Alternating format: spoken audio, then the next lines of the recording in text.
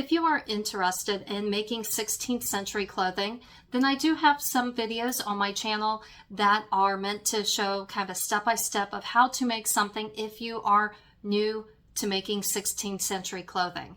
However, if you are interested in upping your game and taking it to the next level, then I highly recommend getting the Tudor Tailor. This is one of a couple of books. There is another book about the Queen's servants. There's also the King's servants. If you are interested in the typical Tudor or even the Tudor child, there are different books. And in these books, they provide not only pictures, but then diagrams and show you just from a graph perspective how the shape should look, but then also show you examples of what it would look like once it's made.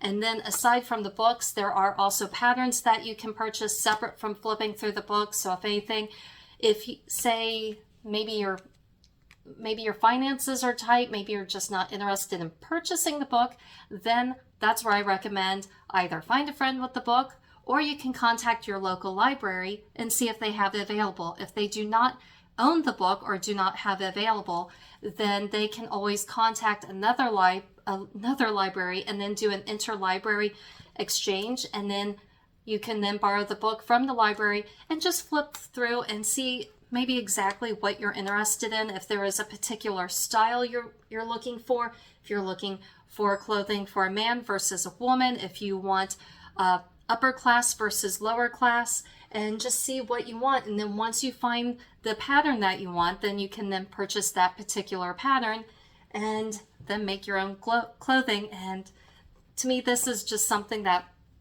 definitely it is informative. It shows you exactly how the clothing was constructed and gives you an idea, because like, for example, with sleeves, some of the sleeves, to me, when I make my clothing, I go for simple. And so for me, it's the sleeve goes around and then there is one single seam, and that is right here. And that way I can sew down the arm, down the body, and then I have just one seam. However, that is not exactly how 16th century clothing was constructed. Sometimes instead of having the seam underneath, the seam went along the elbow. And by moving that, then that means you have a seam that ends here and not underneath the arm.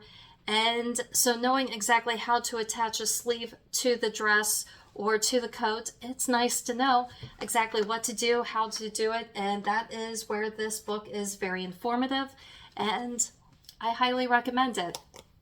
In this book, aside from showing you different patterns and styles and instructions on how to make that item, it also includes information such as choosing the material. What type of fabric should that outfit be made out of? But then it also shows, like right here, there is an example of different colors of yarn to show you the different types of dye that was available in the 16th century. So it helps you know exactly, well, for example, would velvet work, or should you get velveteen? Would cotton work, or should you stick with linen?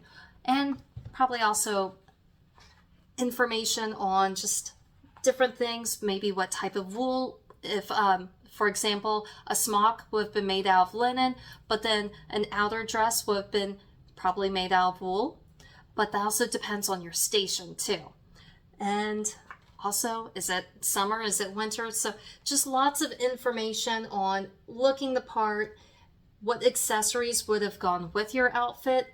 Would you have been wearing a pair of stays or a pair of bodies? Or would you not? Would you have an open lace gown? Or would it lace in the back? Just lots of information. Definitely check out this book. Thank you for checking out my YouTube channel. If you enjoyed this video and would like to watch more of my videos, please follow the links on the side of the page. Please select thumbs up that you like the video. It helps with the algorithm. If you have any questions or comments, please post them below. And please click subscribe and ring the bell to be updated when new videos come out.